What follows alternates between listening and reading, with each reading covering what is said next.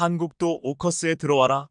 미국과 영국, 호주의 군사동맹인 오커스 AUKUS가 첨단 군사기술 개발 문제와 관련하여 한국을 협력 파트너로 고려하고 있다고 미국 정부가 9일 밝혔습니다.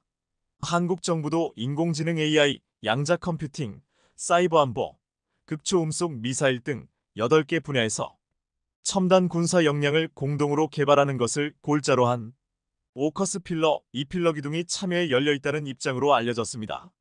인도, 태평양 지역 등에서 중국을 견제하기 위해 2021년 출범한 오커스는 재래식으로 무장한 원자력 추진 잠수함을 호주에 제공하는 필러 1, 첨단 군사 역량을 공동으로 개발하는 필러 2 등 2개의 축으로 구성되어 있습니다. 필러 1은 미국, 영국, 호주만 참여하는 파트너십으로 다른 국가로 확장하지 않겠다고 했으나 필러 2는 기술력이 있는 다른 나라와 협력하겠다는 방침을 밝혀왔습니다. 이에 오커스는 일본에 이어 첨단 기술 분야에서 강점이 있는 한국도 협력 대상임을 밝혔습니다. 한국은 이미 미국, 영국, 호주 등과 양자적으로 첨단 기술, 방산 문제 등에 대해 협력하고 있습니다. 중국은 일본의 합류에 우려를 표한 바 있는데 이번에 한국의 합류가 본격적으로 논의될 경우 더욱더 큰 우려를 표하며 견제가 커질 것이라는 예상이 나오고 있습니다. 지금부터 한국이 어떤 첨단 기술을 가지고 있고 어떤 무기를 개발하고 있기에 미국이 오커스에 한국을 넣으려고 하며 중국의 견제가 심해질 것이라고 하는지 자세히 살펴보겠습니다. 최근 우크라이나 전쟁 발발 이후 세계 각국은 전투용 드론 기술 개발에 사활을 걸고 있습니다. 이미 여러 전쟁에서 전투용 소형 드론이 맹활약하고 있는데 한국도 이에 질세라 무시무시한 드론을 개발하고 있습니다. 국방과학연구소에서 은밀하게 드론을 개발하고 있는데 일명 S드론이라 불리는 드론들은 이미 S1부터 S9까지 9종류가 개발됐다고 했습니다. 특히 이 중에는 천검 미사일 기술을 사용한 드론도 개발 중이라는 사실이 밝혀져 주목되고 있습니다. 국방과학연구소는 2016년부터 군사용 드론 개발에 나섰지만 연구 목적이 주로 핵심 기술 개발, 즉 해외에서 제공하거나 기업들이 연구하기 어려운 기술을 연구하기 위해서였습니다. 따라서 기술은 뛰어났지만 실전에 필요한 드론은 만들지 않았습니다.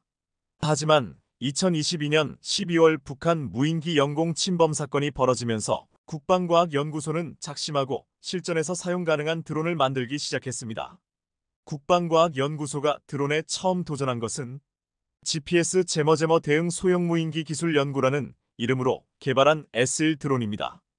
2016년 9월부터 2019년 8월까지 개발한 S1은 2016년 북한의 수도권 GPS 교란 사태로 군작전과 민간인들이 큰 피해를 보자 개발한 것입니다. 북한의 GPS 교란 장비의 전파 위치를 추적해서 자폭 공격을 할 수 있다고 했습니다. S2 드론은 S1을 개량한 드론으로 S1 탐색기를 교체해서 다목적 자폭 용도로 개발되었습니다. S1과 달리 전자광학적 외선 EOIR 탐색기를 장착해 어떤 표적이든 조준해서 파괴할 수 있도록 개량했고 최대 150km 밖의 표적을 공격하거나 1시간 넘게 적진 영공을 배회하면서 적을 찾을 수 있습니다. 현재 드론 사령부의 임무 중 타격 임무를 담당하는 것이 S2 드론으로 세 자릿수 정도가 드론 사령부에 배치돼 북한 드론 도발 시 보복 작전을 위한 전력으로 사용될 예정입니다. 이외에도 S3부터 S9까지 총 6종이 있는데 대부분 실전 용도로 사용할 수 있거나 자폭 공격 임무가 가능한 실전 공격용으로 전해졌습니다. 국방과학연구소가 현재 완성된 것보다는 비밀스럽게 개발 중인 것들이 많은데 S5와 S7 드론은 정말 특이한 구조로 드론 속의 드론 개념을 채택했다고 했습니다. 유무인기 군집 협업을 위한 소형 무인기 공중발사 기술 연구라는 이름으로 연구 중인 이 드론은 엄마 드론인 S5에 아들 드론인 2개의 S7을 장착하고 날아다닙니다. 이 독특한 구조의 드론은 드론 사령부의 광대역 드론 방어를 위한 것으로 때 드론, 타격, 요격, 무인기인 S6가 군 중요 시설을 방어하면 S5는 S6가 방어하지 않는 지역을 순찰하는 역할을 맡게 됩니다. S5는 S7 2개를 장착하기 때문에 적이 나타나면 무시무시한 위력을 발휘한다고 했습니다. S9 드론은 AI 기술을 적용한 ADD 최초의 드론으로 여러 대의 드론이 마치 벌떼스웜처럼 몰려다니는 군집 드론에 AI를 결합하면 조종사 통제 없이 스스로 드론끼리 충돌을 회피하고 상황에 따라 군집 형상을 최적의 형태로 알아서 바꿀 수 있습니다.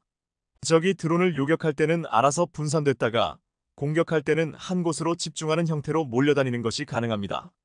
ADD가 지금까지 만든 구종의 드론 외에 아직 명확히 밝혀지지 않은 신형 무인기 중에 10번째 S드론으로 가장 강력하다고 하는 것이 바로 천검 미사일을 활용한 파이어 이글 드론입니다. 천검 미사일은 소형 무장 헬기 LAH의 핵심 무장으로 광섬유로 조종사가 직접 미사일을 유도하다가 적 전차를 발견하면 미사일이 자동 표적인식 ATR 기능으로 자동으로 추적하여 파괴하는 특징을 가지고 있습니다. 이 무시무시한 미사일이 무인기에 달린다는 것입니다. 또한 한국의 첨단 기술의 개발은 군사위성에서도 그 위력을 드러내고 있습니다.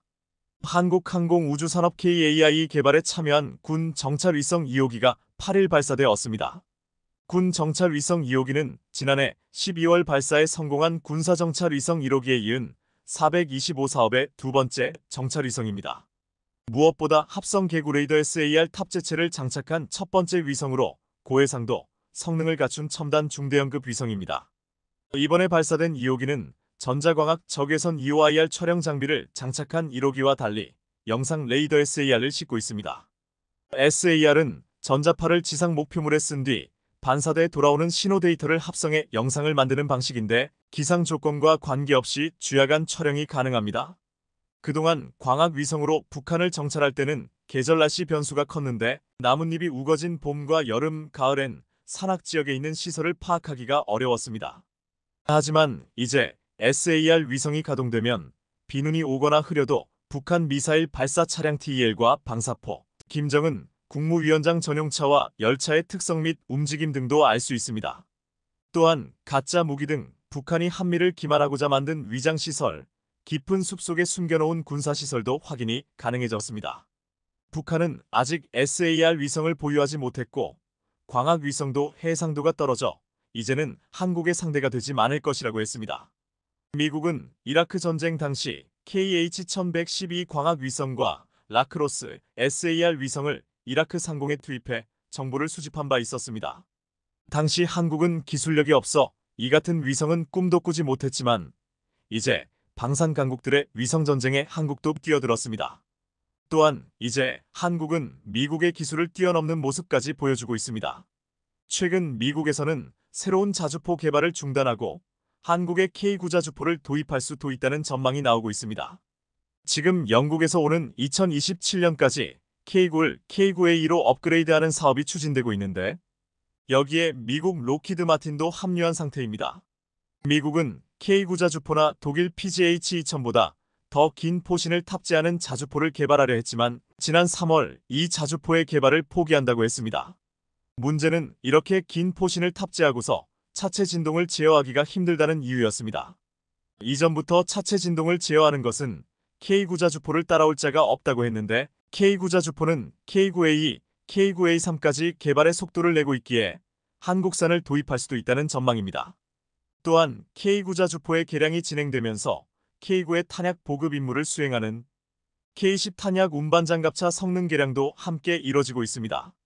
K10은 K9A2에 새롭게 적용되는 둔가마 단위 장약을 자동으로 보급하기 위한 성능 개량이 추진되는데 둔가마 단위 장약은 포탄을 날리는 추진력을 내는 새로운 장약으로 온도나 충격 등의 영향을 덜 받아 무게가 같은 포탄이라도 더 멀리 날려보낼 수 있습니다.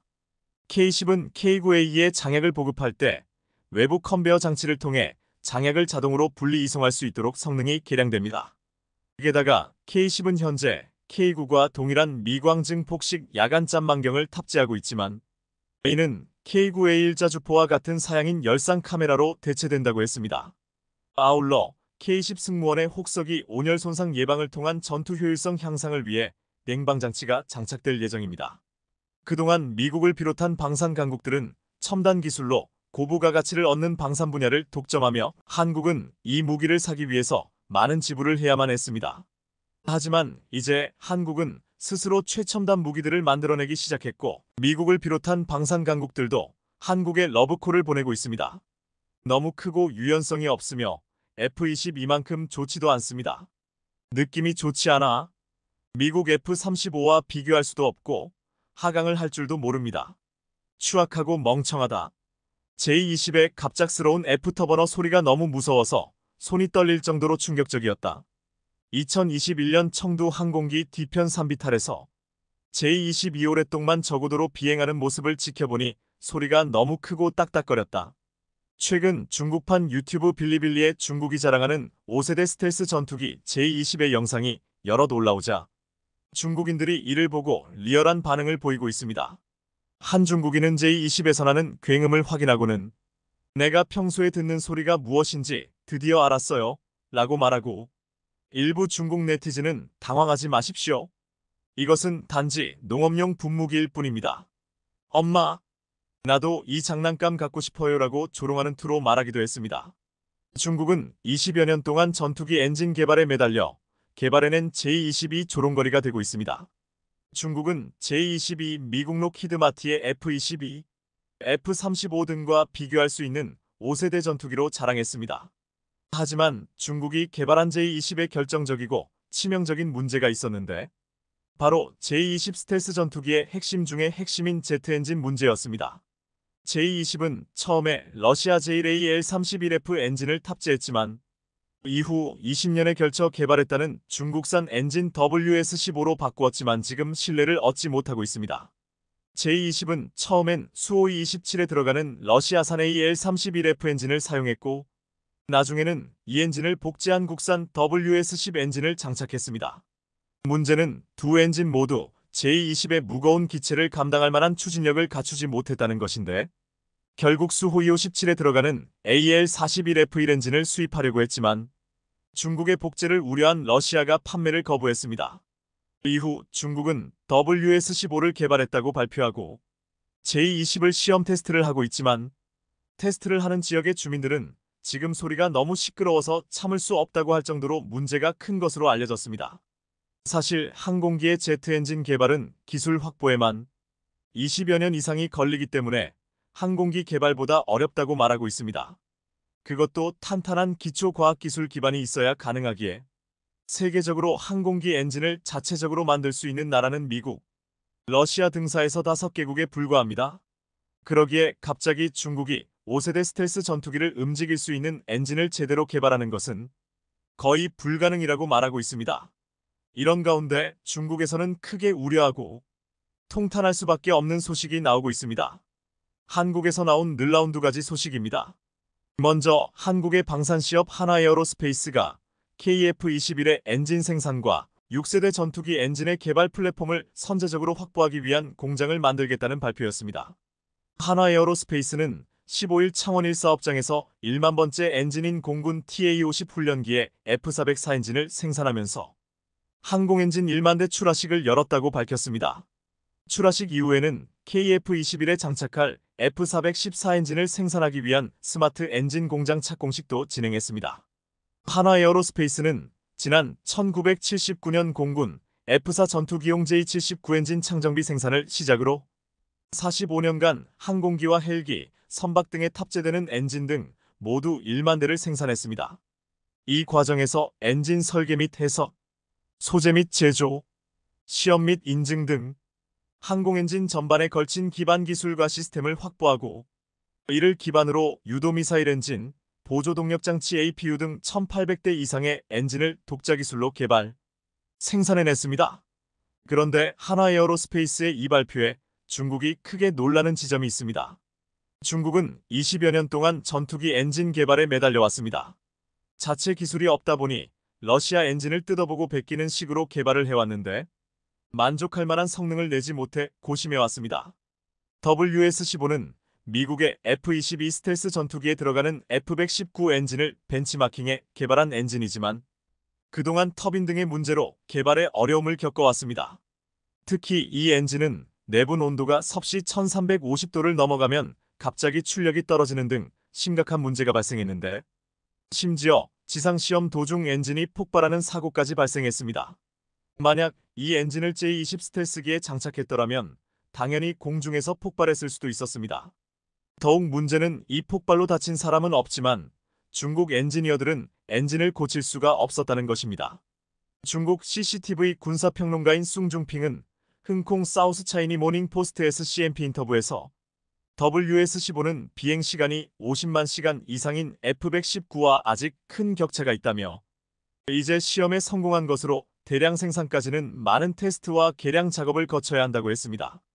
중국은 사실 자신들이 5세대 전투기에 넣은 엔진을 개발할 수 없다는 것을 알고 우크라이나 전쟁 발발 이전인 지난 2021년 3월 세계 최대 화물기를 비롯해 헬리콥터 및 비행기용 엔진을 만드는 우크라이나의 모터 시즈모터 SICH의 지배 지분을 인수하려고 했습니다. 아예 기술이 있는 해외 기업을 통째로 사겠다는 것이었습니다. 현재 전투기용 제트 엔진을 생산할 수 있는 나라는 미국과 영국, 프랑스, 러시아, 그리고 우크라이나입니다. 우크라이나에서는 모터시즈가 제트 엔진을 생산할 수 있는 기업이었습니다.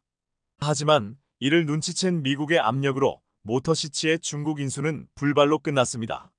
그런데 지난해 10월 놀라운 소식이 전해졌습니다. 공식적으로 확인되지는 않았지만 이 모터시즈가 한국에게 터보젯 엔진 1기를 수출했다는 소식이었습니다. 엔진이 단 한 개만 수출한다는 게 이상했는데 자칫하면 기술만 넘겨주고 돈이 되지 않는 일이었기 때문입니다. 일각에서는 우크라이나에서 현재 절박한 포탄을 한국에게 도입하고 이를 대가로 제트 엔진 기술을 전달해 주려고 한 것으로 해석했습니다.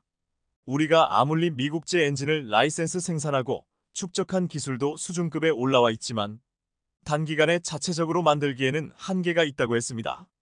그런데 지금 상황에서 우크라이나는 이 엔진을 연구용으로 한국에게 수출했습니다. 연구용으로 도입된 우크라이나제 제트 엔진은 우리가 마음대로 뜯어볼 수 있다는 것입니다. 한국은 과거에도 그렇듯이 뜯어볼 순 있게만 해준다면 빠른 속도로 만들 수 있는 기술이 있습니다. 제트 엔진은 국가 핵심 전략 기술로 해외 유출을 극도로 통제하지만 지금 우크라이나가 너무 절박한 나머지 한국에게 이를 내주고 포탄을 얻으려 했다고 보고 있습니다. 일각에서는 미국도 포탄이 부족하고 우크라이나에 지원해 줄 수 없기에 모터시즈와 한국과의 모종의 거래를 눈감아줬을 것이라고도 했습니다. 현재 한국 방산의 1등 공신인 K2전차나 미사일, 로켓 등이 러시아 기술로부터 개발된 것인데 이번에도 한국은 구소련의 기술로부터 빠른 개발을 할 수 있는 상황이 되었다고 했습니다. 한국은 그동안 꾸준히 미국의 엔진을 생산하면서 수많은 기술을 축적했는데 이 상황에서 연구용 제트 엔진을 수중에 넣었다는 것은 엄청난 의미였습니다. 어쩌면 이 제트 엔진을 받으면서 10년 이상을 단축할 수도 있다고 했습니다. 현재 KF-21급 엔진의 국산화율은 30에서 40% 수준입니다. 한화에어로스페이스는 2030년까지 정부와 함께 KF-21 엔진과 동급 수준인 1만 5천 파운드급 첨단 항공 엔진을 독자 개발하고 나아가 인공지능 AI와 유무인 복합 운용 등이 요구되는 6세대 전투기 엔진 개발도 추진한다는 구체적 계획을 밝혔습니다. 지금 한화에어로스페이스가 KF-21 엔진을 개발하고 6세대 전투기 엔진까지 만들겠다는 하는 이 목표가 예정된 계획보다 훨씬 빨리 이뤄질 수 있다고 전망하고 있습니다. 재밌는 것은 남의 것을 모방하고 뺏어오는데 능숙한 중국이 그토록 원했던 우크라이나 제트 엔진 기술을 한국이 가지고 와 5세대, 6세대 제트 엔진을 만들 수 있게 되었다는 것입니다. 한국산 제트 엔진을 불이 머지 않았습니다. 영국, 프랑스, 독일을 비롯한 유럽의 주요 국가들이 빠르면 2030년 늦으면 2035년부터 유럽 내 내연기관 자동차 판매를 금지한다는 발표가 있었습니다. 내연기관 자동차란 기존의 휘발유 경유와 같은 화석 연료를 사용하여 움직이는 자동차를 말합니다. 최근 유럽은 갈수록 나빠지는 대기오염의 원인으로 내연기관 자동차들을 지목했는데요. 그 결과 독일과 네덜란드는 2030년부터, 영국은 2035년부터 일반 자동차 판매가 금지되며 프랑스와 스페인은 2040년부터 금지한다고 합니다. 이런 세계적인 움직임으로 인해 글로벌 자동차 제조업체들은 전기차 시대를 맞아 발 빠르게 움직이고 있습니다. 현재 전기차 업계에서 가장 많이 언급되는 업체는 미국의 테슬라입니다. 테슬라는 애초부터 전기차만을 만드는 회사로 자율주행을 비롯한 첨단 기술로 유명하며 최근 들어 많은 사람들의 기대를 받고 있어 회사의 주가 또한 급격하게 오른 곳이기도 합니다. 세계적인 기대가 있는 만큼 주물량 또한 어마어마하지만 미국 공장에서의 생산 속도가 주물량을 따라가지 못해 중국의 상하이에 새로운 공장을 지었습니다. 테슬라는 중국에서 공장을 짓고 중국산 배터리를 사용해 원가 절감을 시도했는데요. 중국에서 생산하는 테슬라는 고급형 모델에 사용되는 한국산 니켈 코발트 배터리가 아닌 저가형 리튬 인산철 배터리가 탑재되었는데, 해당 배터리는 중국의 배터리 업체 CATL에서 만듭니다. 저가형 중국산 배터리를 사용했지만 전기차의 주행거리는 이전과 동일하다는 발표를 하며 중국산 배터리는 활용도가 높다, 앞으로 발전이 기대된다는 발언을 했습니다. 이어서 중국 현지에서 차량 가격을 10%를 낮추며 중국산 배터리로 이뤄낸 원가 절감으로 중국에서 많은 판매량을 확보하게 되었습니다. 하지만 우리의 기대를 저버리지 않고 중국산 배터리는 제 역할 해주었는데요. 최근 날이 추워지면서 중국산 테슬라의 성능 저하가 두드러지게 나타나고 있습니다.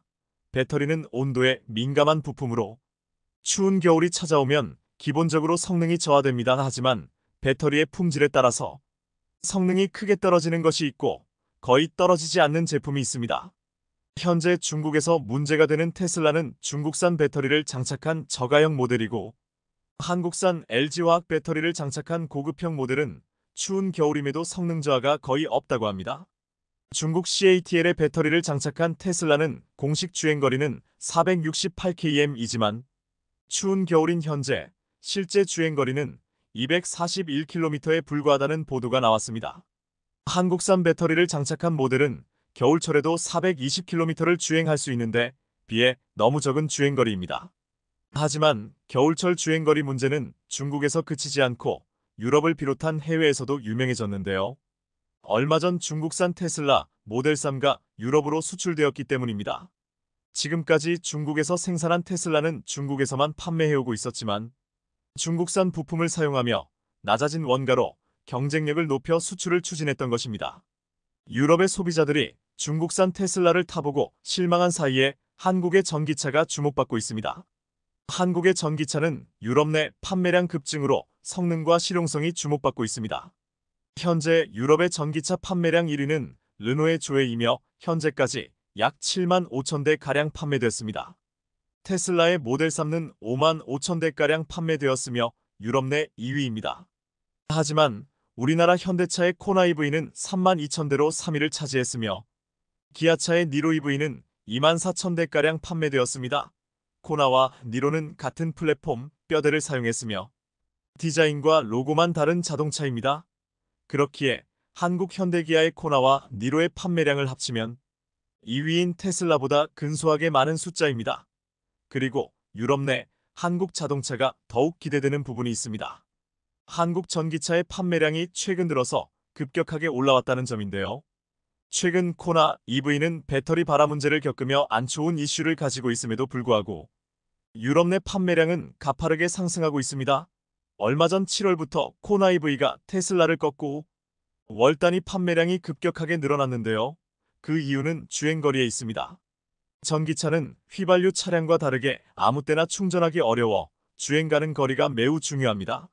앞서 말씀드린 것처럼 테슬라의 모델 3는 중국산 배터리를 사용하여 주행거리가 반토막이 났지만 한국의 코나 EV와 니로 EV는 현대기아가 공식적으로 발표한 주행 가능 거리보다 훨씬 더 많은 거리를 주행 가능하다는 것이 현지 언론과 유튜브를 통해 공개되며 입소문을 타고 있다는 것입니다.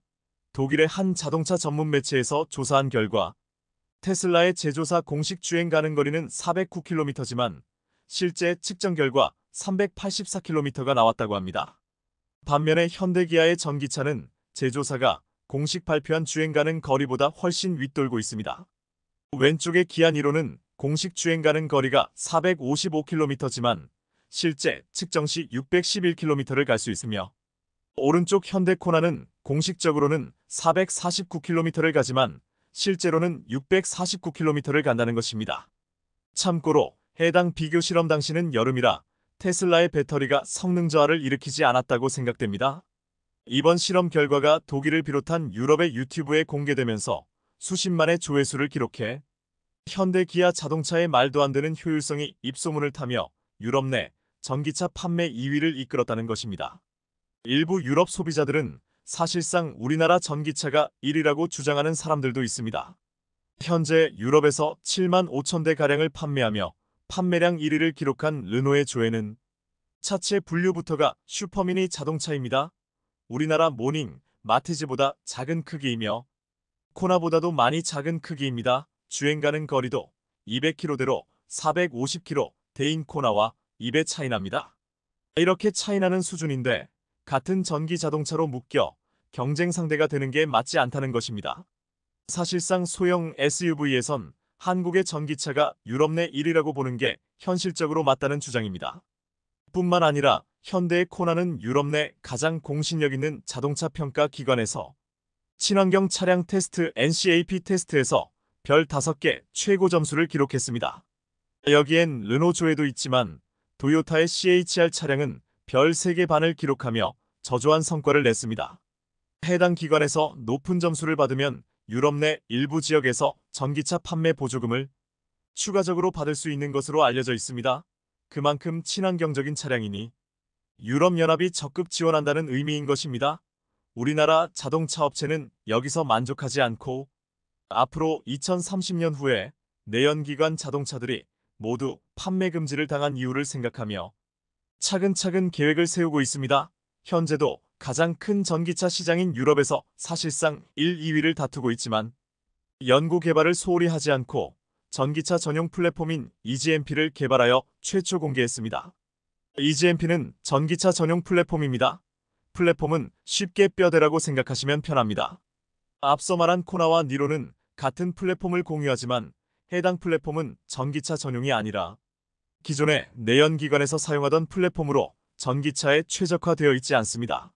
전기차에는 필요 없는 엔진과 불필요한 연료 계통을 과감하게 없애고 최적의 무게 분배를 갖춘 설계로 전기차만의 전용 플랫폼을 개발해낸 것입니다.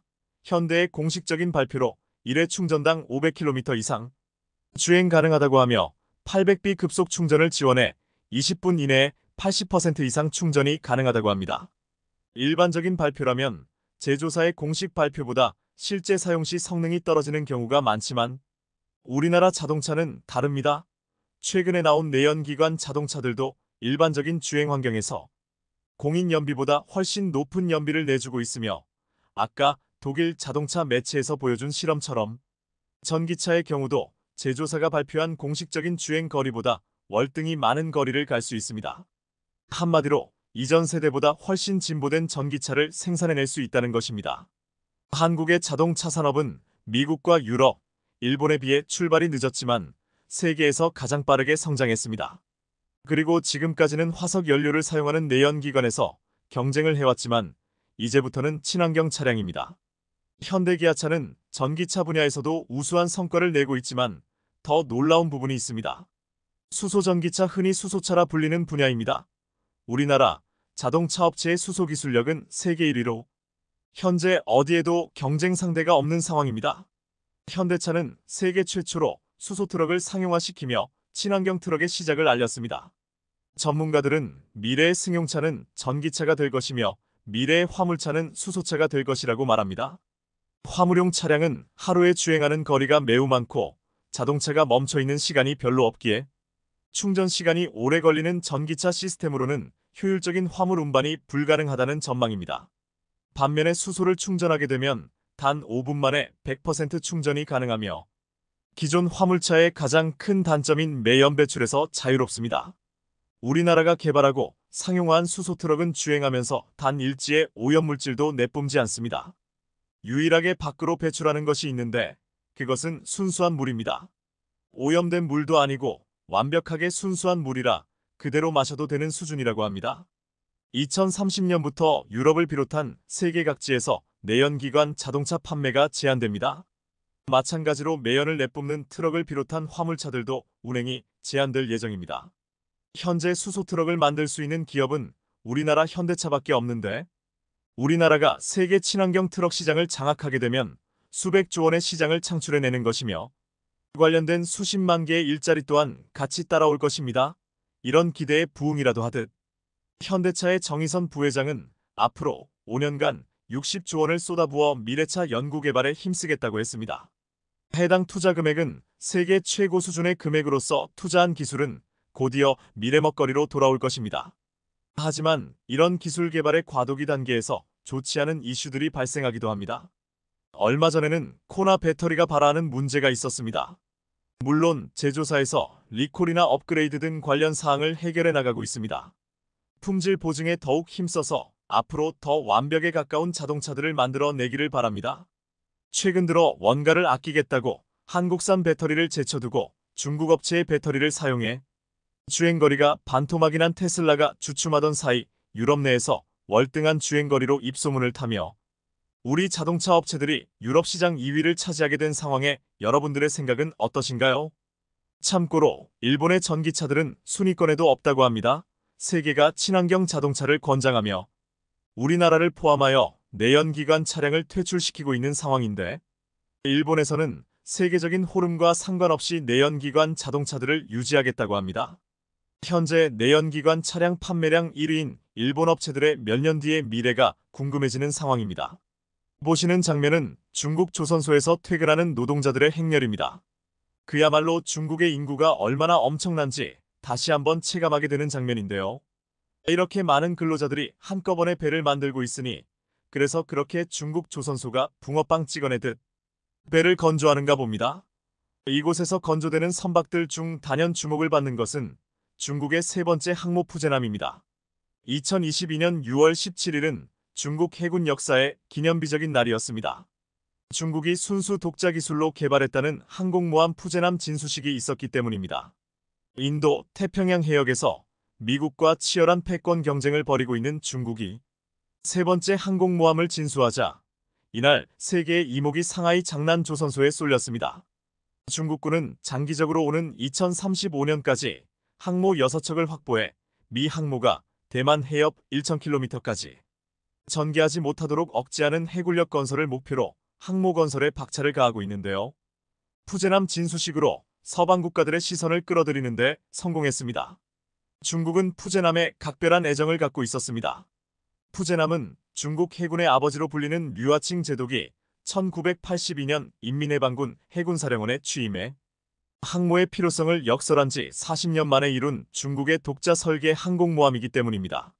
심지어 미국 이외의 나라로서는 유일하게 슈퍼캐리어, 즉 배수량 7만 티 이상 대형 항모이자 스키점프 대식이 아니라 사출기 이함 방식의 항모였기에 남이 쓰다가 버린 구식 항모를 가져다가 분해해서 공부하는 수준이었던 중국이 이런 수준의 항모를 만들었다는 자부심이 하늘을 찌를 듯 했습니다. 푸제남의 배수량은 8만여 티에 달하고 무엇보다 기존 중국 항모가 채택한 스키점프 대식 함재기 이륙 방식이 아니라 전자기 캐터펄트, 즉 항공모함 갑판에서 함재기를 쏘아 올리는 사출기식을 채택한 점이 가장 큰 특징입니다. 중국이 처음으로 항공모함을 손에 넣은 것은 1985년 호주 해군의 퇴역 항모 멜버른을 구입했을 때였습니다. 하지만 이 시기에 중국이 구입한 항모는 구식 기술이 적용된 모델이었습니다. 멜버른은 제2차 세계대전 때 유물이었고 키예프와 민스크는 1960년대 기술로 만든 즉 정식 항모 AIRCRAFT 캐리어가 아닌 항공중순양함이라는 독특한 물건이었을 뿐입니다. 이 때문에 중국은 구입한 항모를 모두 해체해 연구용으로 활용하고 이후 해상박물관 등으로 사용하는 데 그쳤는데요. 중국이 달라지기 시작한 건 1990년대 초반 류아칭 제독이 중국 공산당 및 국가중앙군사위원회 부주석이 되면서 외국에서 항모를 직도입하는 방안을 적극 추진하면서부터였습니다. 하지만 당시 중국은 항모를 들여와도 이를 개조할 기술이 없었습니다. 외국의 도움을 받아 개수하더라도 항모에서 운용할 함재기나 호위용 중대형 전투함이 없었던 것입니다. 그래서 우여곡절 끝에 1998년이 되어서야 중국이 손에 넣은 것이 바로 우크라이나 남부조선소의 공정률 68% 상태로 방치된 발야그 VARYAG였습니다. 중국은 당시 발야그를 약 260억 8,800만 원에 사들였습니다. 이 발야그를 10년에 걸쳐 연구 개조에 취역한 것이 바로 중국 첫 번째 항모 랴오닝이었습니다.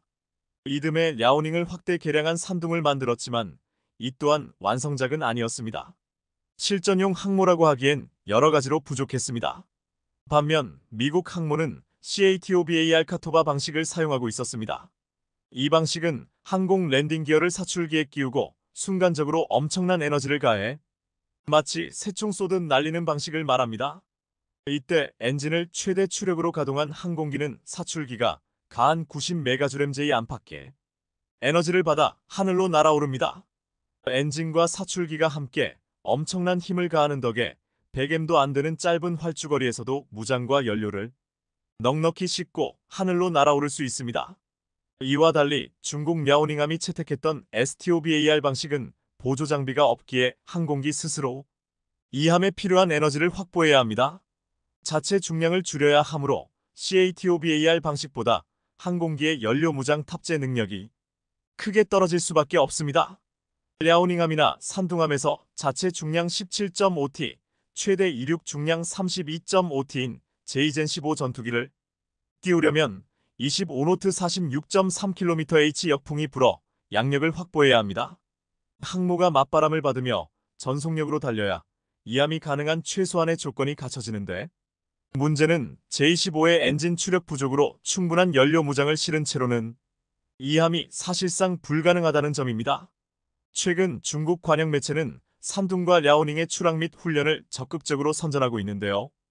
그런데 중국이 공개한 어떤 영상이나 사진에서도 J-15 전투기가 카탈로그 데이터상 최대 무장 능력인 8티급 무장을 장착하고 이착함하는 모습을 찾아볼 수 없습니다. J-15가 날개를 접고 항모에 죽이 된 채 공대공 공대함 미사일을 주렁주렁 달고 있긴 하지만 이착함할 땐 가벼운 공대공 미사일 2에서 4발 정도만 장착한 모습입니다. 그래서 중국이 STOBAR 방식의 한계를 절감하고 이를 갈며 미국 항모와 같은 CATOBAR 카토바 방식으로 건조한 항모가 바로 푸젠함이었습니다. 하지만 푸젠함에는 치명적인 약점이 있었습니다. 새로운 사출 방식을 위한 동력이 턱없이 부족했던 것입니다. 푸젠함은 사출기는 미국 니미츠급에 탑재된 증기식이 아니라 최신 제럴드 R 포드급에 적용된 전자기식 EMALS였습니다.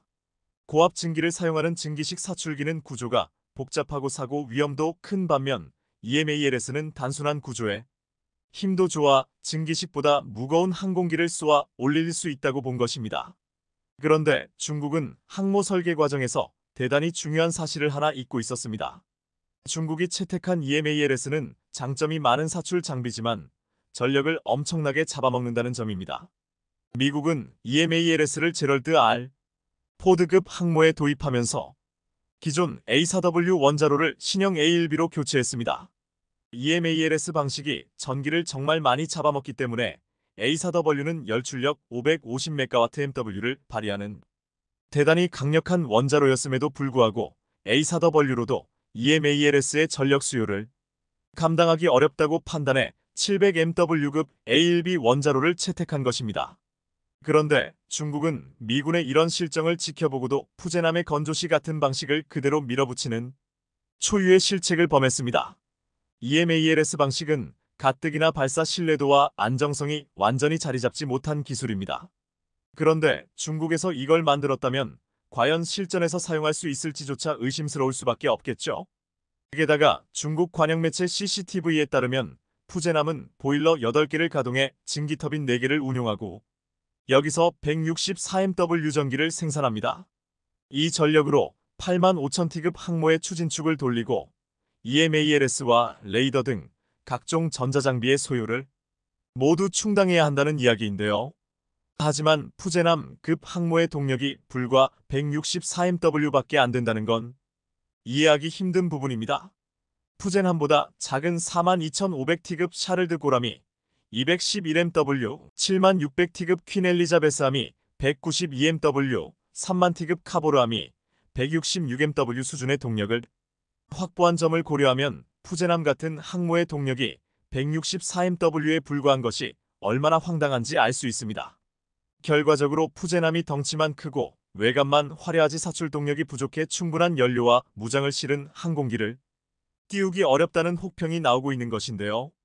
그렇다면 중국이 이처럼 부족한 스펙의 항모를 급히 진수한 이유는 무엇일까요?